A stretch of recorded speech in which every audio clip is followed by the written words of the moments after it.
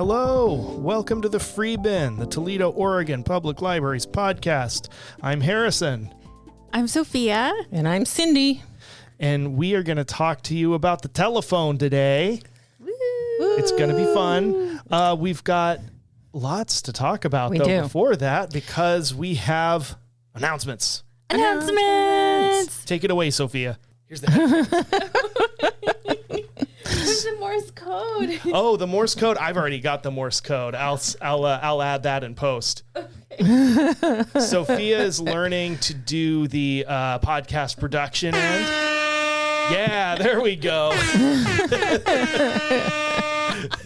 We're cross training. This is so great.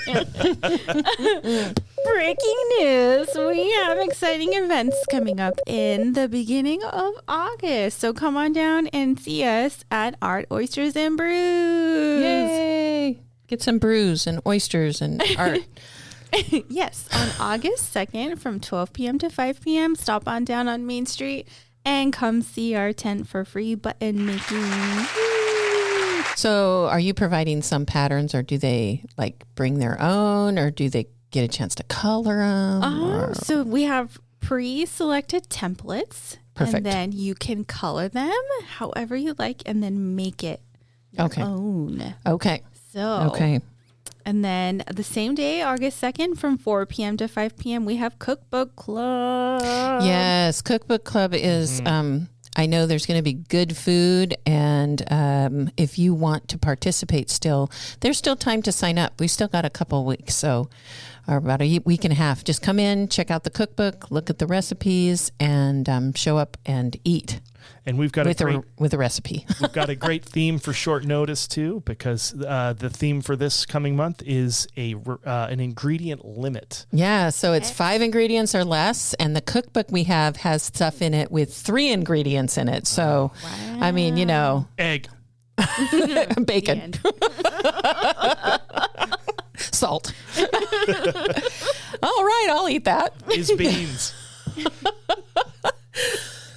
All right, and on August 5th, we have Knit and Stitch. Knit and Stitch. Woo! Yes, knit and stitch. So Fun. Bring a project, come craft with us, whatever you're working on. Doesn't have to be a cross stitch, doesn't have to be crochet or knitting. It could be anything. So come craft with us from 12 p.m. to 2 p.m. on August 5th. Woo! Yeah, mother. Okay. Where's my small crowd? There it is. I thought you said, "Where's my small craft?" And I'm like, "There's a sound effect for small craft." Small craft advisory, maybe. Oh yeah, there you go. Yeah. Well, the only one I wanted to add is August 21st is the second community conversation. Yes. Oh, yes. And I wanted to be sure that people save the date for that. It's going to be a conversation about the future of Toledo. And we have many community stakeholders that will be there to answer questions about the pool, what the future looks like for Art Toledo, and what kinds of things we want in the future of Toledo. So come on down for that, August 21st at 6. And our next tournament, our next Tolibius arcade game tournament, will start on August 1st, run through the 15th, awards on the 16th. We're playing Asteroids. It's a score-as-you-go tournament. It'll be open for 2 weeks.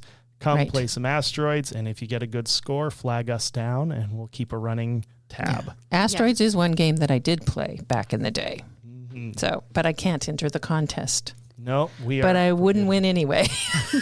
I definitely wouldn't.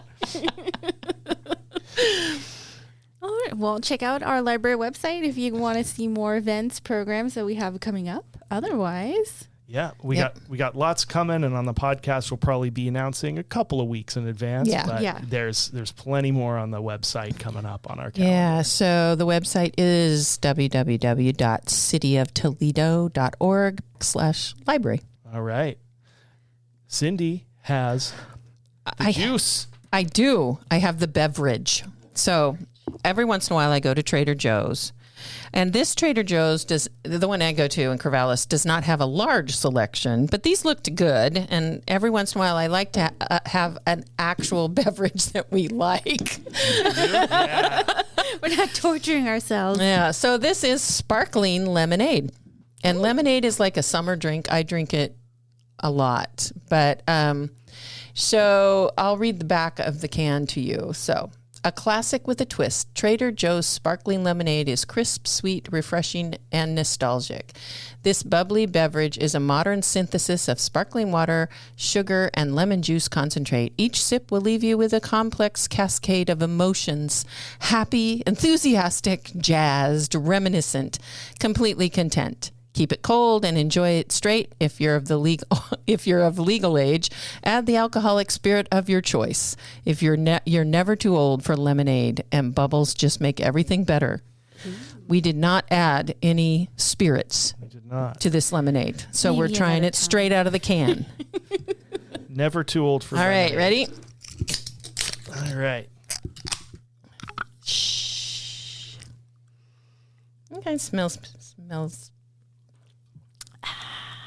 It's what it says on the can. It is. It's nice. It is nice. Good. Mm-hmm. I'm refreshed. And you're right. Bubbles make everything better. And it's not over sweetened either. No. And I was looking at it. It only has 90 calories, but it does have 19 grams of sugar. So, I mean, it's not like, Well, if we need more. It also has calcium and potassium. Good. Balance. Yeah, right. And sodium. Oh, I should drink this because I need to up my sodium. Oh. Anyway, it's not bad. Yeah, if we need sugar, I brought a food. Oh, no. Grab this at the Thriftway. No way. No, are we starting on candy now? You're not going to do it? It's McCraw's Taffy. The original old-fashioned flat taffy. I had to pick it up because of the little slogan on the wax paper here, flat and fun. Like an alligator. Yeah. I don't know. I don't know what's flat and fun. Flat and fun. So anyway, yeah, it is. It's flat. It looks like a big taffy that got run over by a truck. So I'm just I'll just hand this down and just yank off some flat taffy. It's flat. What flavor they got? Flat. See here, it tastes flat. It's flat taffy. I have to tell you a story of this. Okay. I want the listeners to know I have 25 years on the other two people in this room, at least 25 years. And as a kid, these were cool. Okay. I used to go berry picking and, you get paid back in the day. I'd go strawberry picking. You get your cash every day. Mm-hmm. I'd get like $5. And then we'd go to this little store where the bus dropped us off in Corvallis, Oregon. Mm-hmm. And we would stop at the little store and we would buy penny candy that actually cost a penny. Mm-hmm. And these were like 25 cents. Oh. And I remember eating this original flat taffy. Do you really want me to open it? Yeah, let's do it. I wonder what flavor it is because they come in. It does have. It says it's manufactured in a facility that processes eggs, milk, mustard, peanuts, tree nuts, and wheat. Just so you know. Might be some mustard dust on there. And it is kind of a funky package thing, but it has to be that way because it's taffy. And so it's going to stick to anything. So it's like a wax paper. Yeah. Ooh, that's a workout to get into over there. Well, and imagine this on a hot summer day. Did it all melt? Yeah, pretty much. Oh. And if you stuck it in your pocket, forget it, man. Done so. But you could, I think these are the kind that you could like freeze and then crack. Yeah. Oh. Okay, I'm trying it. I got a tiny piece. Oh, it's like banana. Oh, it's banana. Well, okay. Yeah, kind of banana-y. I'm not a taffy person. Oh, no. I like taffy. Yeah, it's like a... Mm-mm. It's like a coastal favorite, Sophia. Saltwater taffy, man. We don't like it, though, man. It tastes a little like... It's not great taffy, but it's not bad, in my opinion. It tastes a little like plywood. Have you tried plywood? Not on purpose, but sometimes when you got the chop saw in your mouth open, things happen. Yeah. Don't listen to them. It's not bad. I mean, I'm not saying I don't like it. If you're a taffy person, I could see how you would like it. Here's the difference. It Hand tastes. it back to Cindy. I don't want to. It tastes like it's wrapped in wax paper. Okay, so there's something there that you taste the paraffin a little bit on the wax That's paper. what it is. Oh yeah. But it tastes like taffy, and got a little bit of an aftertaste. That's what it is, because it's all surface area and it's all in contact with paraffin. So if you go down and down to the bayfront and buy like really good saltwater taffy, that's a lot better. Yeah, I've only ever had the thick little glob of saltwater taffy. Right. I've never had a flat taffy. Well, flat taffy's the poor younger brother. It's fun. And it is fun. Try unwrapping it in the heat. That's what I'm telling you. So today we're going to talk about the role of the telephone in fiction, in storytelling. As telephone technology has come into existence and changed and morphed into other things, it affects the kinds of stories we tell, the kinds of stories that make sense. And there are things that were at one time speculative fiction that are now taken for granted, and that they're, things that are maybe 20th century phone things that might not be understood to some of our younger adult audiences when you're watching a movie set in the 90s and what is this? What's going on? What are they doing? It's sort of like it made me think of the Scream movies. Is that the ones? Or when she's on the phone. Who's on the phone with a cord anymore? Nobody. So it changes the whole thing. Yeah. Because, if you had a cell phone, you'd run out of the house. Yeah. They're a conduit for horror. Like, as someone who watches a lot of horror movies and horror media, like, there are things that can be scary over the phone. Right.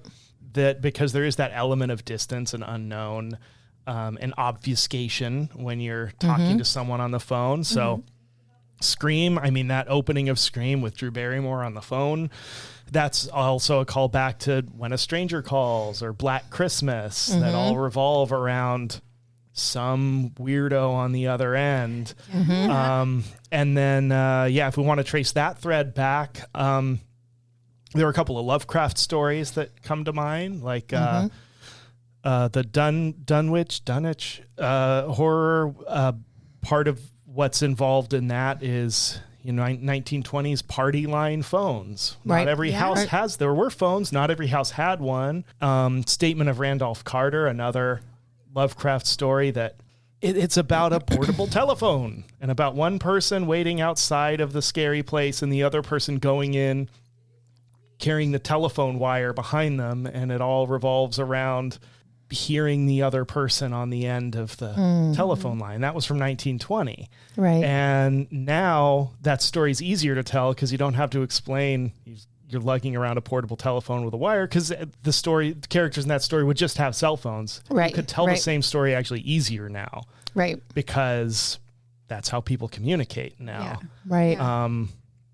Well, there's the stage play and the movie Dial M for Murder, which is set around a telephone also, where the wife overhears the plot to kill her by the husband. And so there is a long scene where she's on the phone with the operator, and I don't want to give it away. You should watch the movie, but lots happens when she's on the phone. And now I was thinking just randomly, the equivalent of that would be like intercepting a text from somebody, It's not the same tension, here she's on the phone with the operator and she gets murdered, and it's all set with her on the phone, that fear and all of that. And so it's a very different, it's just so different now. Yeah. I think of like the technology in the movies where there was a movie that came out, I think Will Smith was in it, but maybe not, about, I think it was called Public Enemy. No, that's not right. Enemy of the State? Enemy of the State, where they kept trying to hide from what was watching him, on whether he was carrying that technology that could follow him anywhere in the city. Yeah. And that was that kind of technology. We have that now. I mean, drones, and we have the, all the things you can do on your iPhone to keep track of your kids. I mean, I have an app where I know where my husband is. He's in St. Louis. Are you sure? Have you checked? I've checked. I checked today. He was in St. Louis. And so, just because I can see where his phone is. And I mean, it is a different way of telling a story. You can still tell good stories. Yes. But it is a different way of doing it. I have a more modern example of The Wedding People that I recently read by Alison Espach. I hope I'm pronouncing that right. But there were important plot points that were driven forward by the phone. She had missed calls from her ex-husband, and it built tension in this story. Mm-hmm. And then she was agonizing over a text message to send to somebody, to a man. And it reminded me of the story that we read last week, the telephone call, where this woman is agonizing over this man calling her or not calling her, and then all the tension that she feels in that missed phone call. But it's the same feeling, but in a text message, different form of communicating, but same element of waiting and agonizing and all those anxious feelings. Same thing. Or calling work to say you won't be there in this story. So it's important, and it drives the story forward. So I like it. Yeah, and that's something it seems like could play better in a book than in a movie, like a text message. Yeah. Because you're dealing with more internality there. But now I feel like there's this funny thing in movies where now characters in movies use their cell phones less in a modern movie, in a modern setting, than people do in real life. Yeah. Because if they did, you'd have a lot of actors looking at their phones, right? And sending text messages, which we do have. For the sake of realism, it seems like a lot of filmmakers are incorporating, text messaging scenes where the actor is staring at the phone and the text messages appear. Right. But it feels kind of forced. It cuts out exposition. It cuts out interaction. And it kind of feels like the text messaging scene in a movie occupies in the early 21st century the role that like an underwater fight scene would have in like a 20th century movie of like, okay, I guess we're doing this. I guess some movies got to have one of these, like what the Mystery Science Theater folks referred to as the drum solos of movies. Right. No offense to the drummers out there. Some drum solos are wonderful, but like like an obligatory thing. Yeah. There's a book out and I just found this randomly when I was researching called America Calling: A Social History of the Telephone to 1940. And just the author, his whole kind of premise is how it affected, how the development of the telephone affected society. Mm-hmm. And he finds, his name is Claude Fisher, finds that the telephone supported a wide-ranging network of social relations and played a crucial role in community life, especially for women. Now remember, 1940. Mm-hmm.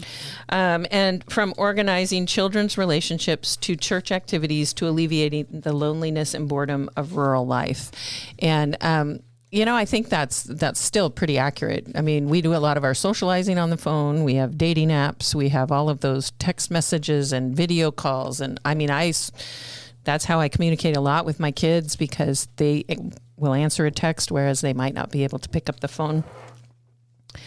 But, that led me to a Reddit thread, which I think is something worth talking about. Mm-hmm. Yes. So this person on the Reddit thread said, I just read the first few chapters of Lois Duncan's Down a Dark Hall. And you can get that book here, not at our library, but we can get it to you. I think it's at Driftwood, because it was recommended on a best horror novels list. I was digging it. It was building up kind of a tween Suspiria vibe when all of a sudden the main characters are talking about texting each other in a novel from 1974. Examining the back cover, it turns out the text had been modernized. I get updating the feminine hygiene products in Judy Blume, but why add cell phones to a haunted house gothic novel when you then just have to explain why they have been lost, broken, or have no charge at crucial moments? Mm-hmm. So he says they are about as welcome in books as they are in movie theaters. And somebody replied to that, this is probably different, but it just reminded me of how angry I was back my freshman year of high school when the Vampire Diaries novels were continued. At first, I was thrilled because that was my favorite series in middle school. Then I realized that even though the series was still set in 1994, the characters all had cell phones and laptops and access to Wi-Fi. It ruined the whole series for me. Oh, that's so interesting. That's an interesting discussion to have. And I had mentioned when we first started talking about this, the Kinsey Milhone series that by Sue Grafton. She refused to update her characters. So they all take place between 1981 and 1989, even though they were written in 2017. The last one was written. And it's interesting that she made that choice, you know, to keep her character back in the 1980s. Mm-hmm. And that brings up that, you know, should books be updated? No. Should we do that? Or, you know, or should we, like one other Reddit user commented, well, maybe just have a conversation about how it used to be. I thought, you know, that's kind of that's true. Why not just read a book and go, oh, yeah, well, yeah, we didn't have text and we didn't have cell phones. We couldn't carry our phone with us. We had to hide in the pantry to, you know, stretch the curly thing as far as we could. It opens up possibilities. Like I had not thought of the role of like text messages in books until Sophia mentioned, you mentioned that the one that you had read, that, yeah, it makes a lot of sense in a book. Like you could make a whole book out of a text. There are thread. books about text. Yeah. I'm going to talk about that too. Okay. And then there are movies, if you've ever seen like, I think the genre is screen life movies. Have you seen any of these? It's basically a movie made of Zoom calls. Oh. Where the movie is basically, it is a simulation of a user's desktop during a Zoom call. And all the dialogue is people popping in funky. and out. And there's some really good examples of it. Yeah. There's one that's kind of like that. That's it's an odd drama. It's kind of a bummer, but I thought it was really good, called We're All Going to the World's Fair. That's about a young teen kind of recording this sort of video diary YouTube thing relating to this sort of like ARG urban legendy thing. But it's an interesting approach to that. And it has to deal with like, you know, adolescence and isolation and making connections with people that aren't really connections. It's a bummer, but it's good. And it focuses on like what's all of the communication is like in the movie is mediated by the screen of like the laptop or the phone. Huh. Ooh. Yeah, there's other, you make me think of like all of the plots that are in like CSI shows or detective shows or whatever, where the murder is caught on camera, on the laptop camera, or the like, well, back in the day, back when, we didn't have cell phones, if you kidnapped somebody, you had to leave a ransom note, Now you can send a ransom text, or you can have a burner phone, and they have to go from place to place. I mean, the plot, the tropes that are used, I mean, it happens all the time. There's this plot to a key component of that is some kind of technology. There are books you mentioned, books that are just written in text message. I've read one, another Reddit user had posted that they hated that. They hated that format. But there are a couple of them. One by Mary Atkins called When You Read This, which is a series of emails back and forth, which is interesting. And The Boy Next Door by Meg Cabot is the similar kind of text messaging kind of thing. The plot is moved forward. I was just speaking with one of our patrons today, and she was talking about books that are, and she called them something I can't pronounce, epistolatory. Epistolatory. I don't know. And it's the idea that, and there's lots of them. 84 Charing Cross is one of the ones that comes to mind. It's done in all letters. There's 2 books I just checked out to bring home that she recommended that are done in similar ways. They're letters. Well, now we have the modern equivalent of that, which is text messaging or emailing. And I think it's just kind of it's still the same idea of letters back and forth. It's the same thing. It's just we're moving the plot forward and telling the story from different characters' perspectives. And it's kind of a clever way to do it, where you get to know the person through their own thought processes as they're writing the emails.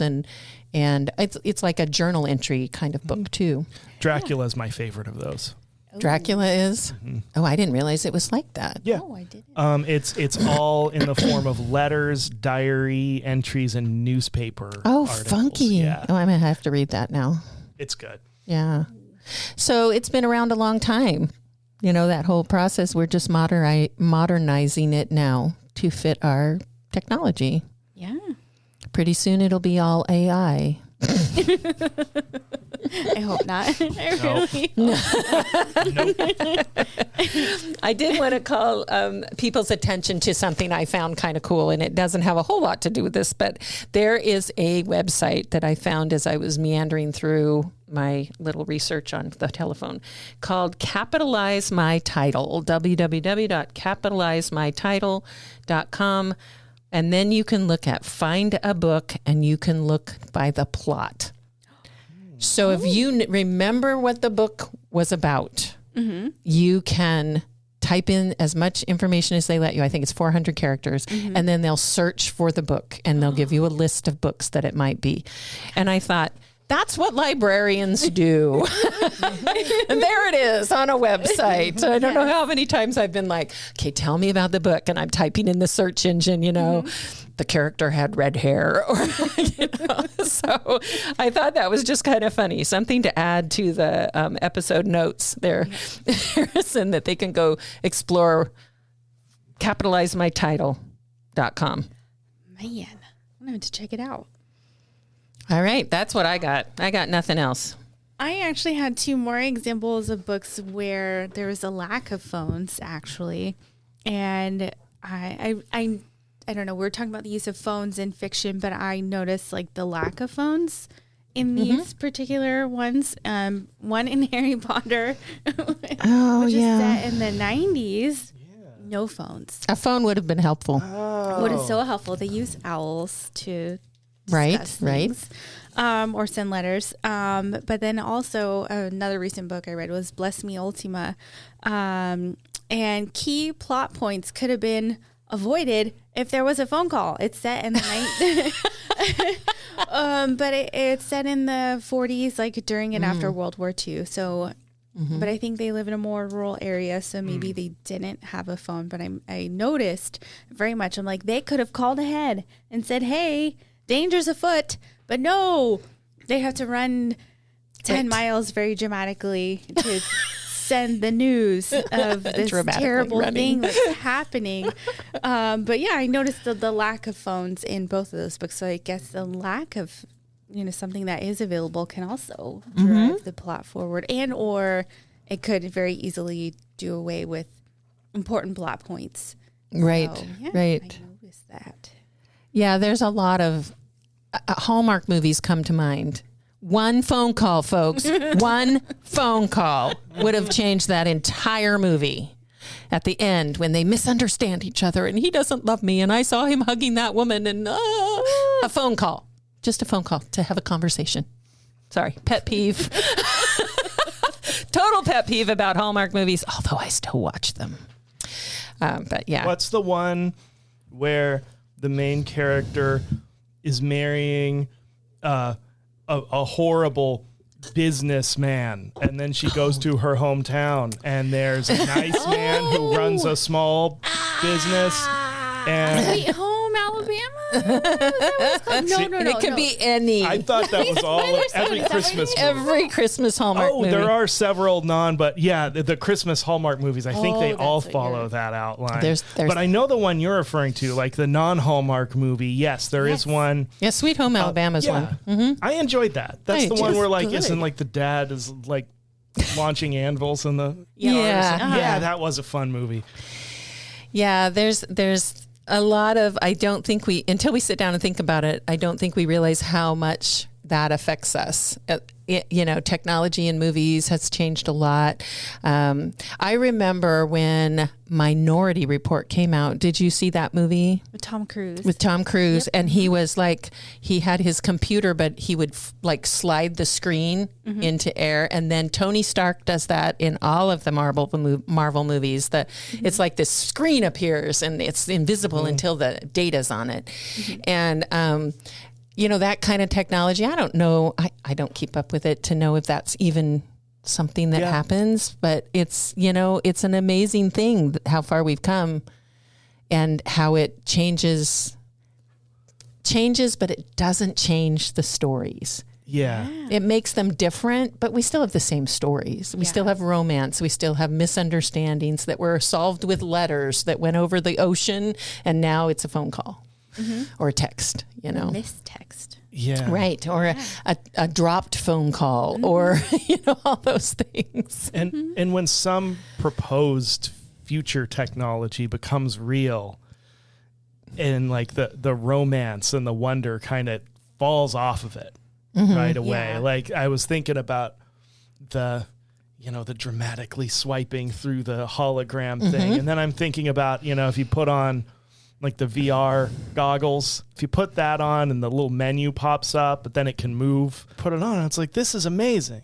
I can't believe I'm getting a chance to do this thing. This was something that was in sci-fi movies, but then like the third time you put it on, you're just like, where's that menu? It's behind me. I didn't put it there. And it just becomes like that darn old phone again. Right. And it things that are just out of reach have a potential. Right. Oh, yeah. Right. No. I see what you're saying. Okay, so I have a question for you to answer, and I'll give you my answer. What is the one technology we do not currently have that you would like to have? Ooh, being able to smell things over the phone. You know what I mean? If I'm like, oh my God, it's low tide and it smells awful. I would like you to also smell this awful. Yeah. Wow, that's like a villain thing. I like Here, like you that. can smell the horrible low tide. Sophia, that's totally out of left field.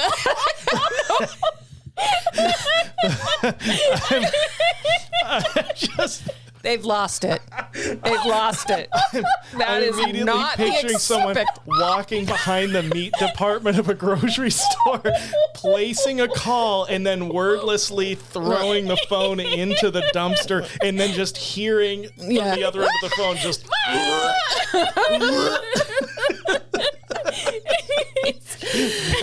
That would be good. I think. That says a lot about Sophia because I don't know her really well, people, and now I know her more than I think I want to know her.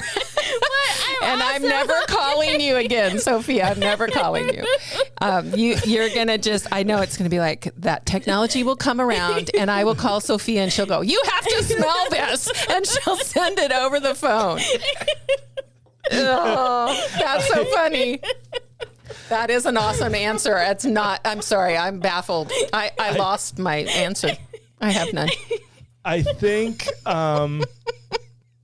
for me, More improvements in haptic feedback for like virtual and augmented reality. And there are things that are really getting there. I know that for like surgical instruments, they're really, really good with it.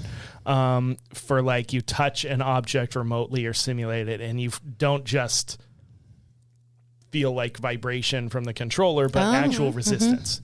But there are things that are, you have to have a pretty, just physically, you have to have a pretty big rig for that. You have to have like a glove that can stop dead, or at the larger scale, something that can physically restrain your arm at a certain point or something like that. But that stuff is neat to me. Like what they, but they already kind of have that, like when they do laparoscopic surgery, I think, like the thing. I don't know if you've played with those. You were a medic. You could tell us. No, I haven't, but I've read articles about what you're talking about. Doctors doing surgeries like from one country to another country, but they're controlling the robot here, but the patient is over there. That's a lot to rely on. Yeah. Like so much Wi-Fi trust. or whatever. So much trust in what you're doing, but I think it's remarkable. So I went way beyond. Into the stars. Into the stars. Because I love Star Trek. I want transporter power. I want to be able to transport from one place to another without turning inside out. Ooh. And so, like, if you got that reference, you know it if you know it. And if you know it, put it in the comments and let us know if you know it. Let us know in the comments below. But I just, did you ever hear of smell-o-vision? No, you guys but remember smell-o-vision? It was a thing in the 50s, I think, or something. I don't have my phone to Google it, but I just remember it. It's something like at the theme park. So theme parks now, you can go and they have that 4D stuff. And I don't know, I haven't been to theme parks in a long time, folks, but you get the water sprayed and the whole thing. But smell-o-vision, I think, was a thing. If I'm wrong, I'm sorry. I'm old. Did Bill Castle do a movie with that as the gimmick? Maybe. Who did like The Tingler and House on Haunted Hill, where he'd have like gimmicks? Yeah, or something. But there was like a smell-o-vision, I think. I feel like I remember seeing that. Anyway, that's what your phone, your ability to smell. There's a ride at Legoland, a 4D ride that sprays smells that we. Oh, maybe that's it. It's I don't know. Yeah, anyway, that one was fun. The worst one I've ever been on was. I don't want to denigrate the place that did it, but it was a Star Trek 4D theater experience, and it was a Borg invasion. And there's a part where you're like being assimilated by the Borg as the audience, and so it's got like haptics in the seat, like things that vibrate and poke at you, and it's got one like servo knuckle in the seat that just punches you in the butt. And did we tell you this story?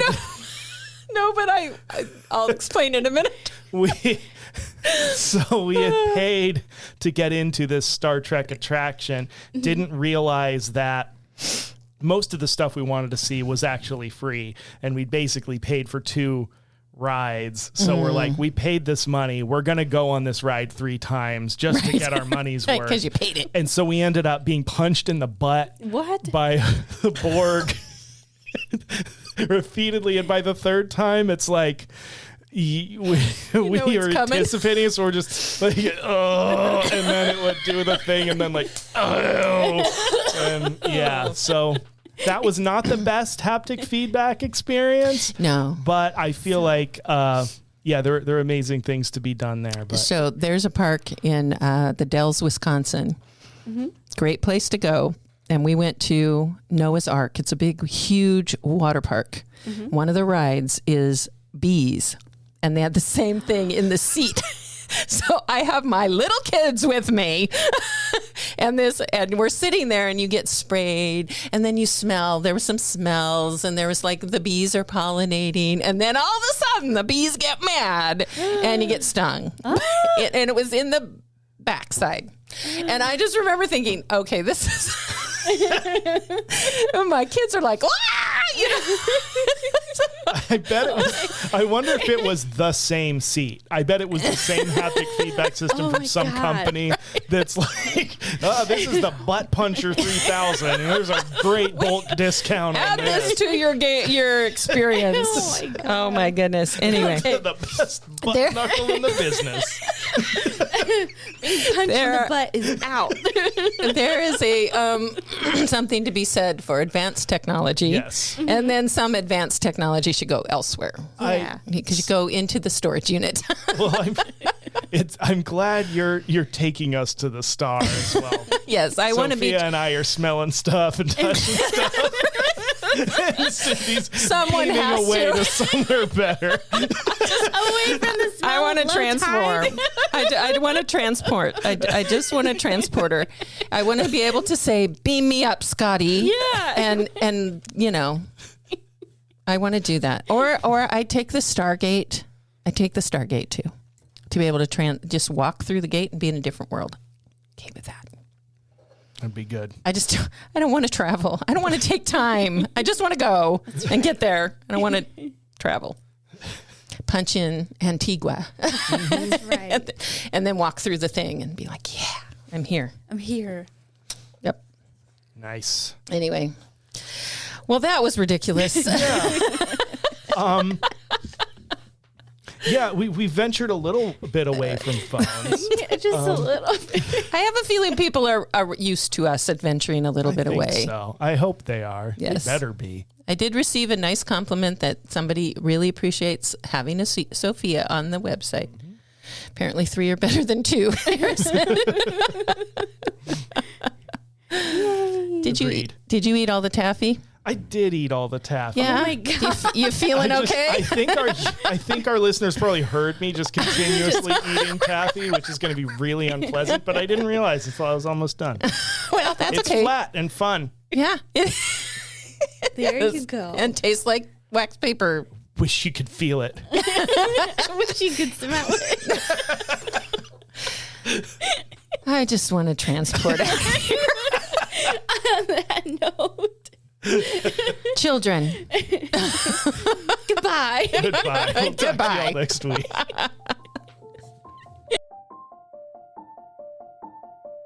The Free Bin is a production of the Toledo Public Library, which is part of the Lincoln County Library District in beautiful Lincoln County, Oregon.